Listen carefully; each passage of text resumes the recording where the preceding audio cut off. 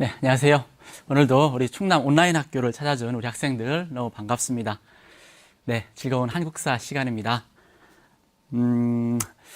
어제는 선생님 학교에 갔다 왔습니다. 학교에 가서 우리 반 교실 한번 정리하고요. 또 이렇게 신발장을 보니까 먼지가 가득하더라고요. 그래서 신발장도 청소 한번 했습니다. 어떤 학생들을 만날지 궁금했고요. 또 빨리 만났으면 좋겠다라는 그런 생각을 했습니다. 우리 학생들도 비슷한 생각을 하고 있을 거라고 이제 생각이 됩니다. 건강한 모습으로 개학날까지 건강한 모습 유지하면서 개학날 즐겁게 만났으면 좋겠습니다. 오늘 그 개화기 역사 줄기잡기 세 번째 시간입니다. 오늘 다룰 주제는요. 동학농민운동, 가부개혁, 아관파천, 독립협회 이렇게 네 개의 주제를 이제 준비를 했는데요. 다 할 수 있을지 모르겠어요. 뭐 수업을 하다가 혹시 시간이 부족하다 싶으면 독립협회는 다음 시간으로 미뤄서 이렇게 진행하도록 하겠습니다. 자, 오늘 수업 들어가기 전에 우리 지난 시간까지 뭐 배웠는지 좀 복습을 하고 그리고 가도록 하겠습니다. 자, 전 시간에 뭐 배웠지 한번 복습해 볼게요. 자, 19세기 후반 양반 유생층은 바른 학문인 성리학을 지키고 사악한 서양 문물을 배척하는 땡땡땡 운동을 벌였다. 뭐죠? 네, 우리 학생들 잘 알고 있습니다. 의정 척사 운동입니다. 다음 질문요. 자, 이목을 난 후 땡땡땡을 체결하여 청상인이 내륙에 들어와 자유롭게 상업 활동을 할 수 있게 되었다. 이거 뭔가요? 좀 긴데요. 자, 그렇죠. 네, 조청, 상민, 수륙, 무역, 장정. 쌤이 이거 두 자씩 끊어서 기억을 하면 된다라고 그랬죠. 조청, 상민, 수륙, 무역, 장정. 자, 이렇게 됐고요. 자, 세 번째 질문, 갑신정변과 관련된 질문인데요. 자, 갑신정변 후 청과 일본은 땡땡땡 조약을 체결하여 조선에서 군대를 철수하고 장래 조선에 파병할 때는 서로 알리기로 하였다. 이 조약 굉장히 중요한 조약이고요. 청일 전쟁의 원인이 되는 그런 조약이라고 했습니다. 그렇습니다. 텐진 조약입니다. 자, 여기까지가 우리가 지난 시간까지 다룬 내용이에요. 자, 지금 이렇게 되돌아보면 저희가 흥선원 대원군부터 시작을 했고요. 흥선원 대원군, 강화도 조약, 그다음에 개화정책, 의정척사운동, 이모군란, 갑신정변. 자, 여기까지 공부를 했어요. 자, 갑신정변이 1884년에 일어납니다. 그리고 10년 정도의 시간이 지나서 정말 엄청난 사건이 터져요. 그 사건이 뭐냐면 화면에 보이는 동학농민운동입니다. 와, 이 동학농민운동은 저희가 지금 개화기 역사 줄기잡기를 이제 수업을 하고 있는데 이 개화기 역사 줄기잡기에 다룰 내용 중에서 가장 중요한 게 뭐냐라고 하면 선생님은 이 동학농민운동을 뽑을 거예요. 그만큼 중요한 사건입니다. 자, 그러면 들어가겠습니다. 자, 거기 화면에 보이는 그 사진인데요. 요거는 사발통문이라고 하는 것이에요. 자, 동학농민운동의 출발점이 고부농민봉기인데요. 그 고부농민봉기를 기획할 때 사용되었던 문서입니다. 자, 거기 문서 좀 더 자세히 들여다보면은요. 자, 오른쪽에 지금 화면 보이시죠? 오른쪽에 이렇게 둥그렇게 고부농민봉기를 기획했던 그 사람들의 이름이 적혀 있어요. 그런데 주동자를 숨기기 위해서 사발을 엎어놓고 그 이름을 쭉 써놓은 거야. 그죠? 그래서 이 문서 이름을 우리가 사발통문이라고 하거든요. 그리고 오른쪽 밑에 보면 이렇게 우리가 친숙한 인물 누굽니까? 전봉준이라고 쓰여져 있는 걸 확인할 수 있습니다. 자, 그리고 그 왼쪽에요. 우리가 고북농민봉기를 일으켰을 때 어떻게 행동할까? 이른바 그 행동 지침을 적어 놓은 게 있는데요. 제 1조가 뭐냐면 이거예요. 한번 봐봐요. 뭐라고 되어 있습니까? 고부성을 격파하고 조병갑을 효수할 것. 이렇게 적혀 있습니다. 자, 그리고요. 사진 한 장을 더 보겠습니다. 자, 요거는 이것도 너무나 유명한 사진인데요. 재판을 받으러 가는 전봉준의 모습이에요. 동학농민운동이 실패하고 나서 전봉준이 체포가 됩니다. 그리고 재판을 받으러 가는데 그때 일본의 그 잡지 기자가 이 사진을 찍어요. 그리고 나중에 일본 잡지에 이 사진을 올리게 되거든요. 그래서 이제 이 사진을 우리가 지금 볼 수가 있는 건데, 오른쪽 밑에, 이 사진에서 주목할 것은 오른쪽 밑에 이 사진에 대한 설명이 있어요. 자, 근데 이게 뭐라고 쓰여져 있냐면, 자, 이렇게 쓰여져 있습니다. 동학수계 전봉준. 여러분들 수계라는 말이 좀 어렵죠? 이 수계라는 말은 못된 무리들을 이끄는 우두머리를 수계라고 해요. 그러니까 동학수계 전봉준, 이 표현에서 당시 일본에서 동학농민운동을 어떻게 보고 있었는지, 어떻게 인식하고 있었는지를 우리가 알 수 있는 그런 어떤 장면입니다. 자, 동학농민운동, 이러한 사진과 관련된 동학농민운동, 자, 들어가겠습니다. 자, 우선 동학농민운동이 1894년에 일어나는데 왜 하필 1894년이냐라는 건데요. 우선 그 배경, 동학농민운동의 배경을 잠깐 설명을 하겠습니다. 자, 이무군란 갑신정변을 누가 해결해 줬습니까? 우리 지난 시간에 공부했죠. 예, 청나라가 해결을 해줬죠. 그리고 나서 청나라의 내정 간섭이 굉장히 심해집니다. 그리고 이어서 청나라와 일본의 경제 침탈도 굉장히 심해지고요. 그렇죠? 그리고 또 그 조선 조정에서 이 시기에 꾸준히 근대화 정책을 피거든요. 그러면서 많은 근대 시설물을 만들게 되는데, 근대 시설물을 만들다 보니까 국가 재정이 부족해져. 그래서 그 재정 문제를 어떻게 해결하냐면 백성들로부터 세금을 걷어서 해결을 하려고 하는 그런 어떤 정책들을 써요. 그러면 정부에서 세금을 걷는다는 얘기는 백성들의 입장에서는 이게 뭘로 다가오냐면 수탈로 다가오거든요. 자, 정부에서는 세금 내라고 강요하죠. 또 한쪽에서는 청나라와 일본 상인들이 들어와서 장사를 하면서 우리의 상권을 침략하죠.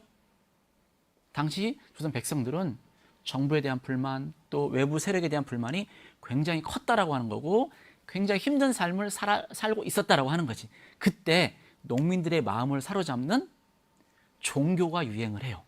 그 종교가 뭐냐면 동학이야. 동학.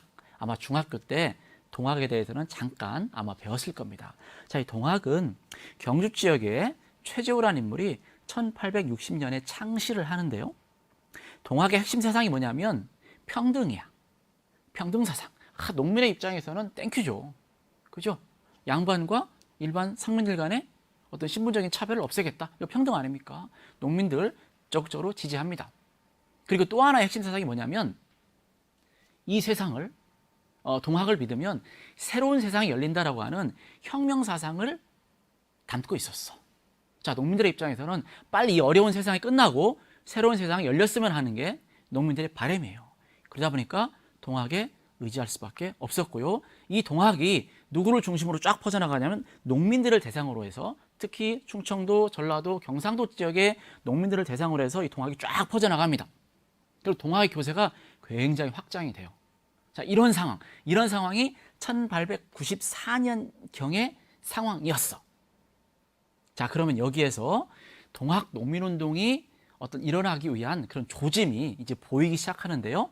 그 조짐은 사실 1892년, 1893년에 있었던 교조 신원운동에서부터 나타나기 시작합니다. 자, 화면을 보세요. 화면 왼쪽 위에 교조 신원운동이라고 되어 있죠. 좀 어려운 말인데, 교조라는 말은 동학의 창시자를 의미해.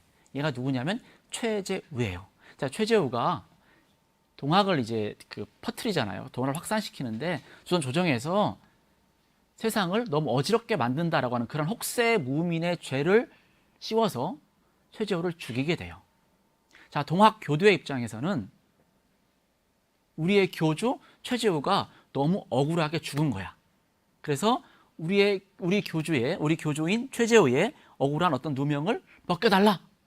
그리고 동학을 합법적인 종교로 인정해달라라고 하는 그런 운동을 하는데, 그것을 교조 신원 운동이라고 해요.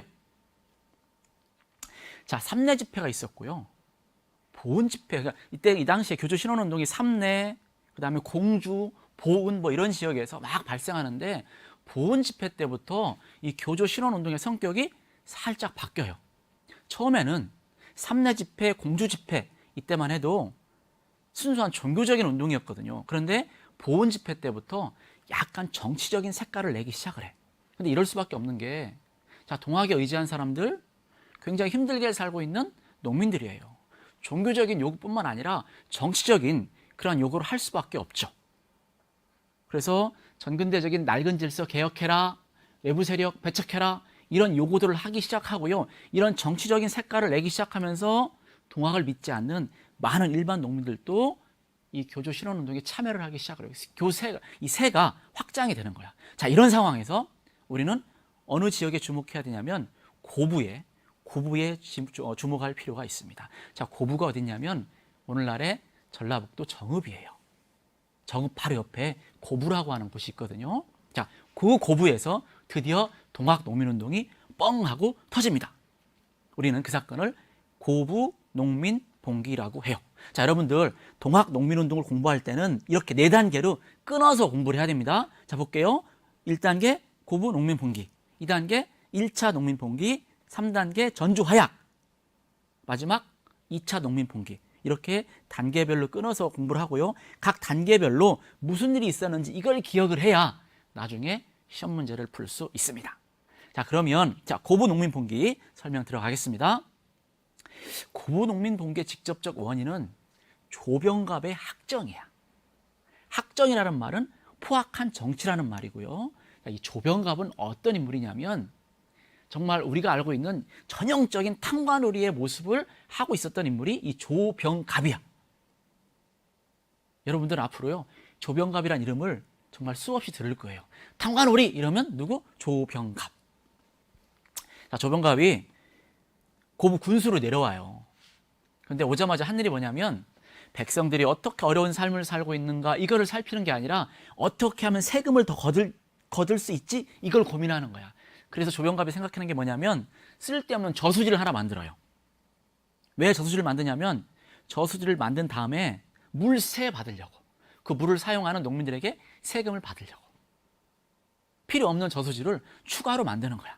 농민들의 불만이 굉장히 커지겠죠. 그리고 또 하나는 뭐냐면 자기 아버지가 그 조병갑이 고부 군수로 오기 전에 이 조병갑의 아버지가 고부 옆 동네인 태인 군수로 전해 왔었거든요. 근데 자기 아버지의 업적을 기리기 위한 그런 공적 비를 만드는 거야. 그러면서 막 농민들 동원을 해요. 그래서 이런 것들이 직접적인 원인이 돼서 이 고부 지역의 농민들이 고부 지역의 그 전봉준을 비롯한 고부 지역의 리더 역할을 하는 사람들이 사발통로를 만들고요. 고부 성을 공격해 들어갑니다. 이게 고부 농민 봉기입니다. 자, 고부 지역 지도를 통해서 한번 확인을 해볼게요. 자, 고부가요. 자, 지도가 있고요. 이게 지도가 좀 복잡한데 선생님이 이렇게 표시하는 것만 기억을 했으면 좋겠습니다. 자, 지금 딱 이렇게 지도를 보면 동학 농민운동의 중심지가 어디라는 걸 알 수 있냐면 오늘날의 전라북도구나 라는 걸 알 수가 있고요. 자, 동학 농민운동의 시작점 어디야? 고부입니다. 고부. 자, 고부 여기 있어요. 자, 확인해야 됩니다. 고부. 그 다음에 1차 농민 봉기를 거치면서 어디로 이동하냐면 농민군들이 전주로 가. 전주 어딨나 볼까? 전주 여기 고부고요. 자, 전주 여기 있죠. 자, 전주에서 일단 조정과 잠깐 타협을 해요. 그런 다음에 2차 농민 봉기를 일으켜. 그땐 어디로 가냐면 논산으로 가요. 논산으로 가서 어디까지 이동하다가 실패하냐면 공주에 있는 우금치라고 하는 이 고개를 넘다가 실패하게 되거든요. 자, 동학 농민군의 이동 경로, 동선 일단 이거 머릿속에 넣고요. 자, 이 지도에서 또 하나 확인할 게 있어. 동학 농민운동이 쭉 진행하는 과정에서 조선 정부에서 농민군을 스스로 진압할 수 없으니까 조선 조정이 항상 하는 거 있잖아. 내가 위험에 처하면 뭐 한다? 외국에게 군사적인 도움을 요청한다. 특히 어느 나라? 청나라. 이모군란 때 그랬죠. 갑신정면 때 그랬죠. 이때도 마찬가지입니다. 청나라에 도움을 요청합니다. 그래서 청나라 군대가 들어와. 그런데 잘 봐봐 얘들아. 청나라 군대는 어디로 들어오냐면 아산으로 들어와요. 아산으로 상륙을 하죠. 1894년 5월 5일 날. 아산으로 상륙을 해서 동학 농민군을 진압하기 위해서 이렇게 남쪽으로 내려가려고. 그런데 처음에 얘기했는데요. 텐진 조약에 의해서 누구도 오냐면 일본군도 들어와요. 그런데 일본군 애들은 어디로 들어오냐면 얘들아 동학 농민군을 진압하러 왔다 그러면 이 전라도 지역으로 상륙을 해야 되잖아. 그런데 일본은 어디로 상륙을 하냐면 인천으로 상륙을 해. 얘네들은 목적이 다른 데 있었어.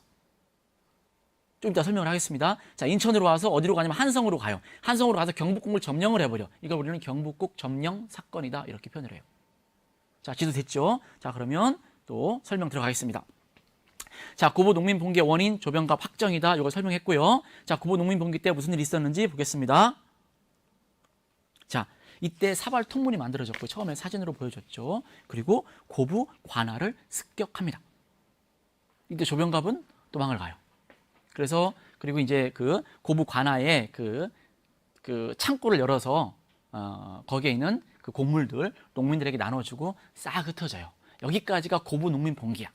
자, 이 소식이 중앙 조정에까지 알려지게 돼요. 그래서 조선 조정에서 고부에 무슨 일이 일어났다는데 해서 이용태가 안핵사라는 직함으로 고부 지역에 내려와서 고부 농민 봉기에 대해서 조사를 하게 돼요. 그런데 이 조사를 할 때 농민의 편에 서서 농민의 억울한 사항이 뭔지 이런 걸 조사하는 게 아니라 일방적으로 고부 지역의 농민들을 동학으로 몰아가지고 탄압을 해버리는 거야. 그래서 흩어졌던 그 다음에 보국안민의 구호를 외치게 되는데 제폭구민이 뭐냐면 포악한 정치를 제거하고 폭력적인 정치를 제거하고 백성들을 뭐 하겠다? 구제하겠다. 이게 제폭구민이에요. 자, 보국안민은 뭐냐면 나라를 보호하고 백성들을 편안하게 하겠다. 그러니까 이 제폭구민, 보국안민 이 구호를 보면 이 당시에 농민군들이 왜 이렇게 일어났는지를 쉽게 짐작을 할 수가 있어요. 자, 이렇게 되니까 정부에서 동학 농민군을 진압하기 위한 관군을 보내요. 관군하고 농민군하고 전쟁을 해. 자, 두 차례 있었어. 황투현 전투, 황룡촌 전투. 자, 이거 기억해야 됩니다. 여기서 누가 승리하냐면 농민군이 이겨요. 왜냐면 그때 관군이 오합지졸이었거든. 우리가 흔히 말하는 군기가 완전히 빠져 있었어. 그래서 그 정식적인 군사훈련을 받지 않은 농민들하고 전쟁을 하는데 관군이 패해요. 자, 이 전투에 승리한 농민군이 어디로 가냐면 전주로 이동을 해. 그래서 전주성을 점령을 딱 해버려요. 와, 이 소식이 조선 조정에 들어가는 거야. 조선 조정에서요 깜짝 놀래요. 자, 전주가 어떤 도시냐면 전라도 최대의 도시야. 그리고 조선 왕실이 전주 이씨거든요. 전주 이씨, 그죠? 그 전주가 반란군의 수중에 들어간 거야. 조선 조정에서는 이걸 진압할 힘이 없어요. 그러면 아까도 얘기했죠. 이럴 때마다 하는 짓거리, 그게 뭐였니? 다른 나라에 도움을 요청한다. 청나라에요 SOS를 쳐요. 청나라는 땡큐입니다. 땡큐. 조선에서 군사 좀 보내줘 이러면요 바로 보내줘요. 왜냐하면 어떻게든 이런 사건들을 이용해서 조선에 대한 영향력을 확대하고자 했던 게 청나라의 마음이었고 일본의 마음이었거든. 자, 청나라에 SOS를 쳤고요. 청나라 군대를 파견을 해요. 자, 텐진 조약에 의해서 자동으로 누구도 일본도 파병을 하는 거야. 그래서 청나라와 일본 군대가 우리 땅에 들어오게 돼요. 자, 농민군의 입장에서 청나라 군대와 일본 군대를 끌어들이기 위해서 봉기를 한 건 아니잖아. 그쵸? 그래서 조선 조정과 타협을 해. 그 타협을 뭐라고 하니? 전주화약 이렇게 부르는 거예요. 자, 전주화약 어떤 내용을 담고 있는지 볼게요. 자, 집강소를 설치합니다. 집강소. 이건 뭐냐면 농민군들의 자치기구야. 자, 전라도 일부 지역에 이 집강소가 설치가 되고요. 여기에서 농민들이 여러 가지 그동안 어떤 추구했던 그런 개혁들을 실천하게 돼요. 자, 집강이라는 말이 좀 어려운 말인데 동학 조직의 중간 간부를 집강이라고 해. 그래서 집강소란 얘기는 집강이 어떤 그 머무르는 공간 이런 뜻이에요. 그래서 전라도 지역에 여기저기에 집강소를 설치하고요. 패정 개혁을 실천을 합니다. 이 패정 개혁의 내용이 뭐냐면 신분제 폐지 뭐 이런 거 있고요. 그 다음에 토지를 양반들이 가지고 있는 그 토지들 농민들에게 나눠주자 이런 내용들이 있었고요. 그 다음에 과부의 재가를 허용한다 뭐 이런 내용들을 담고 있어요. 이 패정 개혁의 내용은 교과서에 따라서 어떤 교과서는 나오고 또 어떤 교과서는 안 나오고 뭐 이런 부분들을 볼 수 있던데요. 어쨌든 패정 개혁을 실천했다 이런 부분을 알아둘 필요가 있고요. 자, 또 정부에서도 이러한 농민들의 어떤 개혁 요구가 굉장히 세잖아. 그러니까 이걸 무시할 수가 없는 거야. 그래서 스스로 조선 정부도 스스로 개혁하기 위해서 교정청을 설치해요. 자, 그러면 이제 농민군들은 조용해졌잖아요. 그러면 청나라와 일본 군대 어떻게 해야 되니? 다시 본국을 어떻게 해야 돼? 다시 돌아가야 되는 거야. 그런데 청나라는 가려고 했어. 그런데 일본 애들은 안 가요. 왜 안 가냐면 선생님 아까 처음에 얘기했잖아. 일본 애들은 이때 조선에 들어온 이유는 다른 데 있었어. 자, 일본 군대는요, 일본으로 돌아가지 않고 한성으로 가서 경복궁을 점령을 해버려요. 그리고 민비와 고종을 인질로 잡아버려요. 이 사건을 뭐라고 그런다? 경복궁 점령이라고 한다. 자, 경복궁 점령, 이거 중요합니다. 경복궁 점령. 그때 한성으로 올라온 일본군 포병 대대가 경복궁 주변에 포대를 쫙 설치해요. 그리고 경복궁을 점령을 하는 거야. 그 다음에 일본은 청나라에 대해서 전쟁을 걸어요. 그게 청일전쟁이야. 자, 이런 상황에 자, 청일전쟁은 좀 이따 다시 설명을 하겠습니다. 자, 이렇게 돼요. 그러면 농민군의 입장에서 봤을 때 지금 우리가 정부하고 타협을 했는데 청나라 일본 군대 안 돌아갔잖아요. 그러니까 다시 뭐 할 수밖에 없니? 다시 농민 봉기를 일으킬 수밖에 없죠. 그래서 2차 농민 봉기가 발생합니다. 2차 농민 봉기는 좀 더 규모가 커져요. 전라도 지역의 농민군들 남접이라고 그럽니다. 그 다음에 충청도 지역의 농민군들 북접이라고 그럽니다. 이 남접과 북접이 통합을 해서 논산에 집결을 해. 그리고 공주를 향해서 가요. 자, 공주를 가려면 공주 외곽에 그 우금치라고 하는 그 고개가 있거든요. 이 고개를 넘어야만 공주에 들어갈 수가 있어요. 그런데 우금치에 일본군들이 우금치 높은 고개에 기관총을 설치하고 저 멀리에서 오는 농민군들 기다리고 있어요. 이때 농민군에 약 10만 명이라고 그래. 그 10만 명이 우금치를 향해서 쫙 올라가요. 그때 고개 위에서 일본군들이 기관총을 쏴요. 자, 그러면서 우리 농민군들이 많이 죽게 되고요. 동학농민운동은 실패로 끝나게 됩니다. 자, 여기까지가 동학농민운동의 전개 과정이에요. 자, 2차 농민봉기 우금치 전투에서 패한 농민군들 어떻게 이어지냐면 을미의병에 참여합니다. 자, 의병 얘기는 다음 시간에 할 거예요. 여기서는 동학농민군의 잔세력이 의병운동에 참여했구나 이렇게까지만 알아뒀으면 좋겠습니다. 자, 여기까지가 동학농민운동인데요. 이 동학농민운동이 왜 역사적으로 의미가 있냐면, 자, 개항 이후에 근대 국가로 가기 위해서 여러 가지 노력들을 하죠. 그죠? 개화정책 피고요. 갑신정변 일으켰고요. 가부개혁, 이제 다음 시간에 하겠지만 가부개혁도 하고요. 이러는데 그런 운동들은, 그런 개혁들은 다 누가 주도하는 거냐면 지식인층, 그러니까 그 엘리트층이 주도하는 거야. 그런데 이 동학농민운동은 평범한 사람들이 주도했던 그러한 사건이에요. 이걸 어려운 말로 아래로부터의 개혁, 좀 전에 얘기했던 갑신정변 이런 것들은 위로부터의 개혁 이런 표현을 쓰거든요. 이 동학농민운동은 아래로부터의 개혁 운동이었다라는 데서 큰 의미가 있어요. 자, 여기까지 동학농민운동. 네. 벌써 우리 수업의 반이 지났습니다. 우리 지난 시간보다 선생님이 좀 딱딱하게 지금 진행이 되는 것 같은데요. 네, 다음 수업 또 가겠습니다.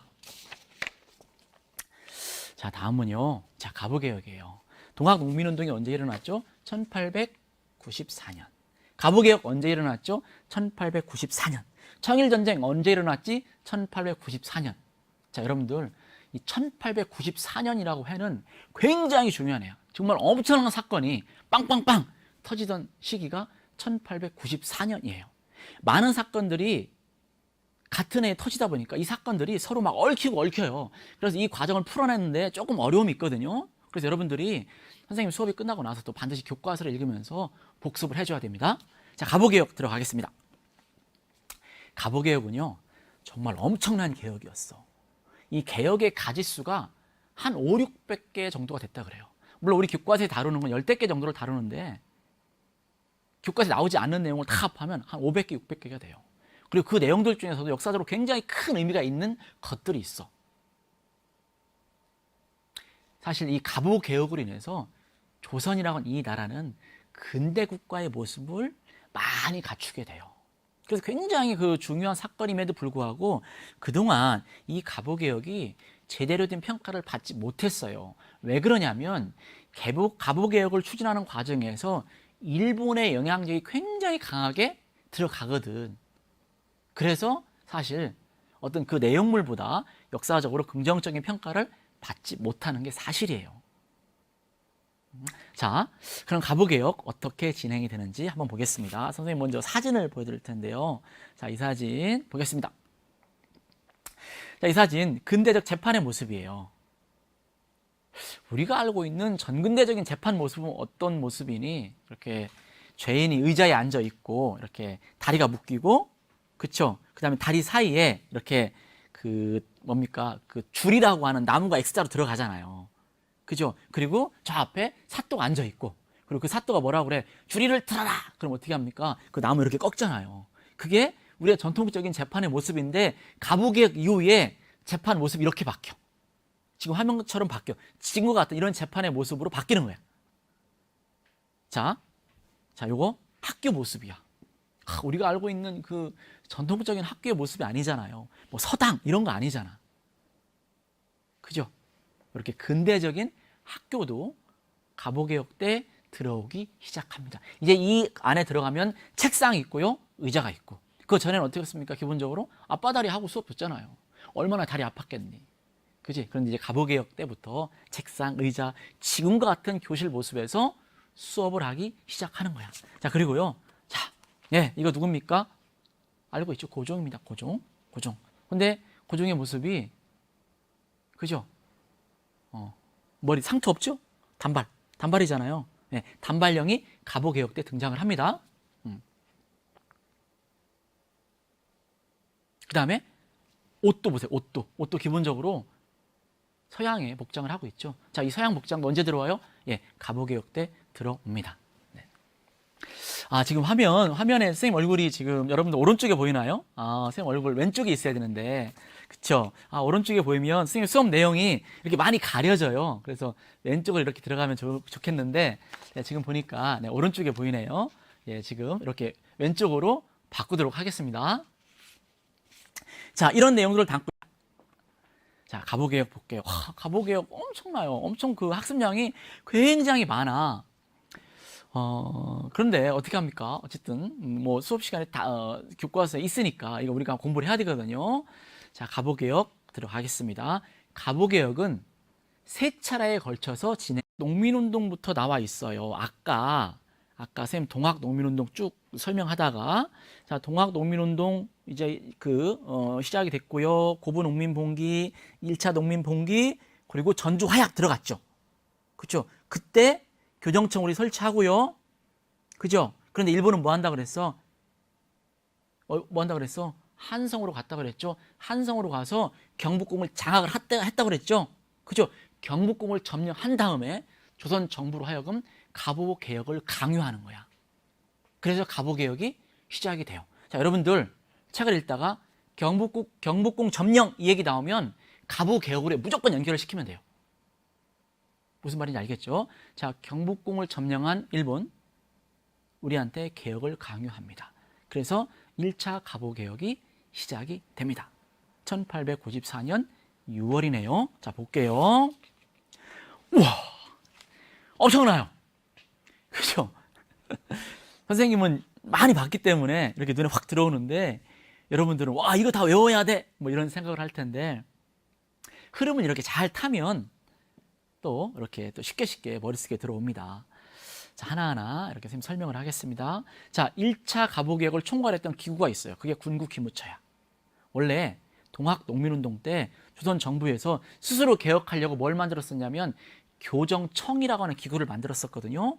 그런데 일본에 의해서 이 교정청이 폐지가 되고요, 군국기무처가 새롭게 설치가 되고 가보개혁을 총괄하게 됩니다.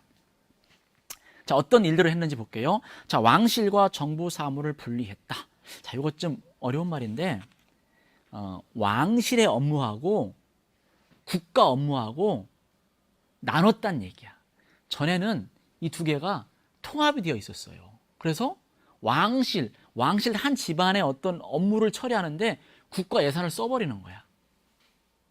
업무와 국가 업무를 싹 분리를 해.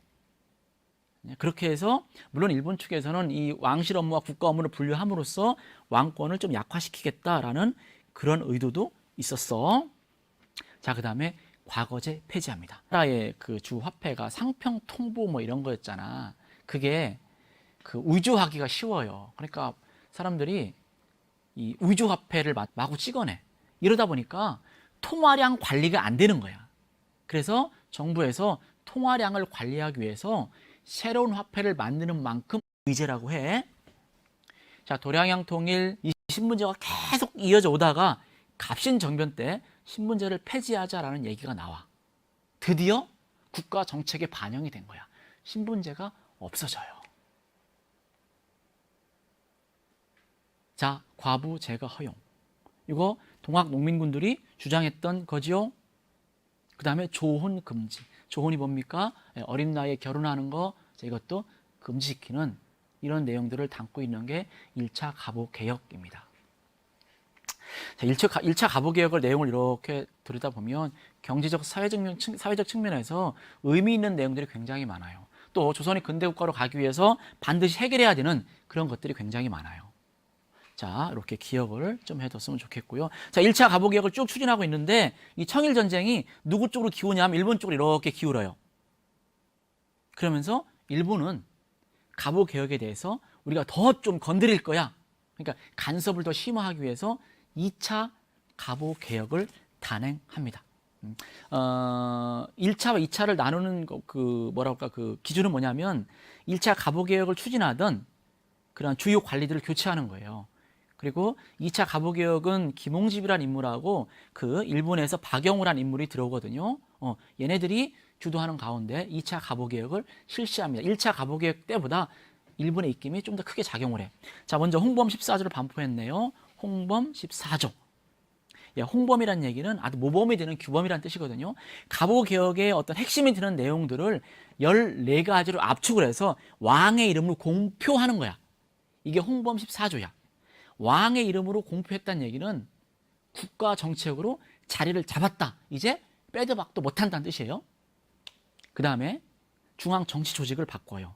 원래 조선의 전통적인 중앙 정치 조직은 의정부와 6조 체제였잖아. 그런데 1차 가보개혁, 여기에는 쓰여져 있지 않지만 1차 가보개혁 때 6조를 8아문으로 바꿔요. 그래서 의정부 8아문 체제였는데 2차 가보개혁 때 의정부와 8아문 체제를 해체를 하고요. 내각 7부를 새롭게 조직을 합니다.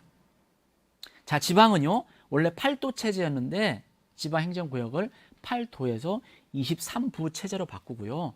자, 재판소를 새롭게 설치합니다. 아까 처음에 근대적 재판의 모습 공부했었죠? 그런 재판이 열릴 수 있는 그런 공간, 재판소를 새롭게 만들어요. 이 재판소도 사실 여기에 담겨있는 뜻이 굉장히 많거든요. 원래 조선시대의 지방의 수령들은 사법권하고 행정권을 같이 가지고 있었잖아요.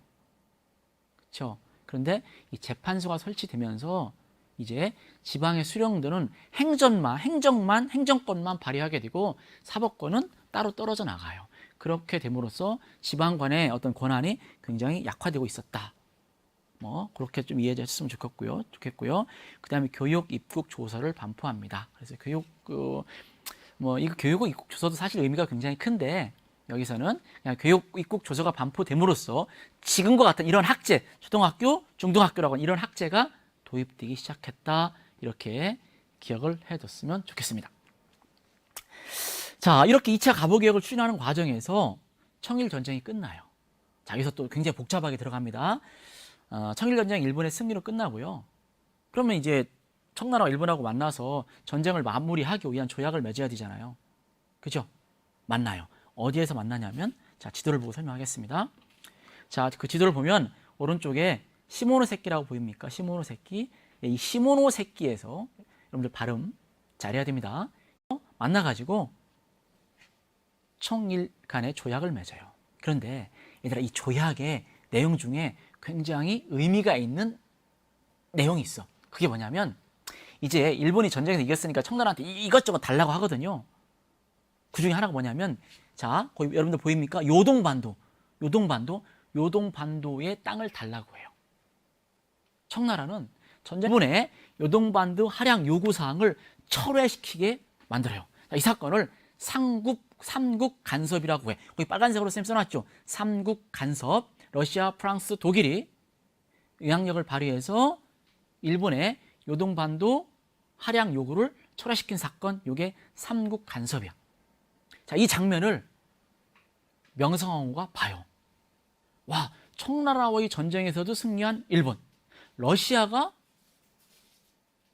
관여가 되니까, 러시아가 관여하니까 일본이 힘을 못 쓰네? 아, 그럼 러시아의 도움을 받아야 되겠다 해서 친러 정책을 펴요. 자, 그럼 일본의 입장에서 우리 한반도를 차지하기 위해서 청나라와 전쟁을 한 거 아닙니까? 이겼잖아요. 그러면 자동으로 이 한반도는 일본의 것이 되는 줄 알았어. 그런데 복병이 등장했네. 누구? 러시아. 그 복병 편을 드는 사람이 있네. 누구? 조선의 명성황후. 자, 이 상황을 해결하기 위해서 정말 일본은 말도 안 되는 어처구니 없는 그런 사건을 저지르게 되는데, 그게 뭡니까? 을미사변입니다. 명성황후를 죽이는 거죠. 그리고 3차 개혁에 들어가요. 그게 을미개혁입니다. 자, 을미개혁 내용 보겠습니다. 을미개혁. 자, 건양이라는 연호를 사용하도록 하고요. 그 다음에 태양력을 사용을 해요. 태양력이 뭐냐면 양력이야, 양력. 여러분들 양력, 음력 구분하잖아요. 그죠? 지금 우리는 보편적으로 양력을 사용하잖아요. 이때부터 이 을미개혁 때부터 3차 갑오개혁, 3차 을미개혁 때부터 양력을 사용하기 시작합니다. 그 다음에 단발령, 유명하죠. 단발령을 이때 시행을 하게 돼요. 자, 우리 머리 위에 올라와 있는 상투 다 자르도록 합니다. 단발령에 대한 반발이 엄청나게 일어나요, 전국적으로. 그래서 이때 나온 말이 있잖아요. 네, 뭐 목을 자를지언정 머리는 못 자르겠다. 그죠? 강력하게 반발하고요. 이게 나중에 의병운동의 직접적인 원인이 됩니다. 그 다음에 종두법, 천연두 예방 접종법을 시행하고요. 그 다음에 소학교를 설치합니다. 이 소학교는 지금의 뭐예요? 지금의 초등학교 개념으로 이해하시면 됩니다. 자, 여기까지가 갑오개혁 얘기야. 학습량이 굉장히 많아요. 자, 갑오개혁 공부할 때 1차, 2차, 3차 이렇게 세 단계로 구분을 하고요. 각 시기마다 어떤 개혁의 내용을 갖고 있는지 파악하면 좋겠고요. 그리고 2차에서 을미개혁으로 넘어가는 과정에서 삼국간섭, 칠러정책, 을미사변으로 이어지는 이 과정도 같이 공부를 해야 됩니다. 자, 여기까지가 갑오개혁과 관련된 내용입니다. 자, 그러면 다음 벌어질 사건은 뭔지 아세요, 여러분? 자, 이제 10분 정도 남았는데 이제 마지막 주제 다루겠습니다. 지금 을미사변이 터졌잖아요. 고종이 명성황후가 그 죽는 상황을 옆에서 바라볼 수밖에 없는 상황이었어요. 자, 조선의 권력을 꽉 쥐고, 그죠? 조선의 정치를 좌지우지하던 조선의 최고 권력자 명성황후가 일본의 그 낭인들에 의해서 처참하게 죽게 돼요. 그 장면을 고종이 봅니다. 얼마나 떨렸겠니? 얼마나 위협적이었겠어. 자신을 보호해줄 사람은 아무도 없다고 생각을 한 거예요. 그동안 자신을 보호해줬던 인물은 그 옛날의 대원군, 그 다음에 명성황후였거든요. 그런데 대원군은 이미 정계를 떠났죠. 그 다음에 이제 믿을 것이라고는 명성황후밖에 없었는데 명성황후 죽었죠. 굉장히 불안한 상황이 되고요. 그래서 선택한 것이 뭐냐면 도피야, 도피. 어디로 도피하냐면 러시아 공사관으로 도망을 가요. 우리는 그 사건을 뭐라 그러니? 아관파천이라고 합니다. 자, 지금 사진 한 장 보이는데요. 이게 그 당시에 러시아 공사관의 모습이에요. 지금 여러분들 덕수궁 알죠? 덕수궁. 덕수궁에서 그 덕수궁 돌담길을 따라서 한 150m 정도 올라가면 이 러시아 공사관이 있어요. 지금 뭐만 남아있냐면 이 뾰족한 첨탑만 남아있어요. 자, 여기로 1년간 여기에 머물면서 이제 이 고종이 정치를 하게 되는데 이 사건을 아관파천이라고 한다. 자, 아관파천. 자, 이런 맥락에서 진행이 됩니다. 자, 역사는 맥락이라고 해서 맥락을 이해를 해야 됩니다. 자, 청일전쟁 일어났습니다. 일본 이겼어요. 그죠? 그 다음에 삼국간섭 일어나죠. 명성황후 이 기회를 이용해서 친러 정책을 펴니다. 일본이 명성황후 어떻게 합니까? 죽이죠. 을미사변. 자, 고종 위험해요. 불안해요. 어떻게 합니까? 러시아 공사관으로 도피. 아관, 파천. 아관이라는 말은 러시아 공사관 이런 뜻이에요. 파천이라는 말은 파는 달아나다라는 뜻이고요. 천은 옮기다 이런 뜻이에요. 그러니까 러시아 공사관으로 뭐 한 거니? 예, 옮긴 거예요. 그래서 여기에 가서요. 이때 그 도망가는 장면이 이렇게 묘사되어 있는데 그 일본군의 감시하에 당시 경복궁 일본군을 감시하고 있었거든요. 그러니까 고종이 쉽게 빠져나갈 수 없는 거야. 그래서 어떻게 하냐면 궁녀용 가마, 임금 전용 가마가 아니라 궁녀용 가마를 타고 몰래 빠져나가요. 그래서 러시아 공사관으로 가서요. 단발령 철회하고요. 그 다음에 이때 막 을미사변으로 인해서 전국적으로 의병이 발생하고 있었는데 그 의병운동 취소할 것을, 해산할 것을 권고하고요. 이런 일들을 벌입니다. 자, 그럼 아관파천의 결과 어떤 거냐? 이거예요. 아관파천하면 여러분들 열강의 이권 침탈 심화 이거를 기억을 해야 되거든요. 왕조국가에서는 왕이 주인이야. 근데 왕이 나라를 버리고 도망간 거야. 그럼 어떻게 되겠니? 사방에서 이 나라 먹겠다고 덤비겠죠. 이렇게 덤벼요. 자, 위에서부터 볼까요?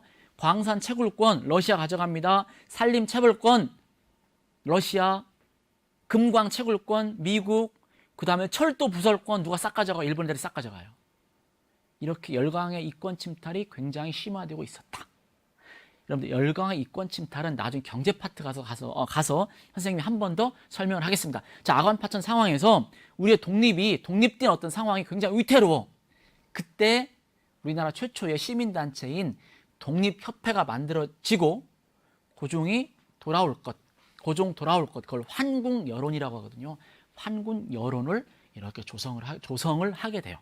그래서 아관파천의 또 하나의 결과는 독립협회가 등장하는 계기가 되었다. 자, 아관파천, 열강 이권 침탈 심화, 그리고 뭐? 독립협회 등장. 자, 독립협회 내용을 다뤄야 되는데 오늘 시간상 이 독립협회는 다루지 못할 것 같습니다. 다음 시간에 독립협회에 이어서 하도록 하겠습니다. 자, 오늘 굉장히 굵직한 사건 2개 배웠어요. 동학농민운동, 그 다음에 갑오개혁, 그 다음에 그때 짧게 아관파천까지. 오늘 학습량이 좀 많습니다. 교과서 읽으면서 부족하고 좀 빠진 부분 보충했으면 좋겠고요. 내일 3교시입니다. 내일은 3교시 3시부터예요. 3시부터 독립협회 다루고요. 대한제국 다루고요. 그 다음에 안타까운 상황. 자, 우리나라가 일본의 식민지가 돼요. 그러니까 일본한테 국권을 피탈당하는 그 상황까지 내일 학습하도록 하겠습니다. 자, 오늘 긴 시간 동안 우리 학생들 수고하셨습니다.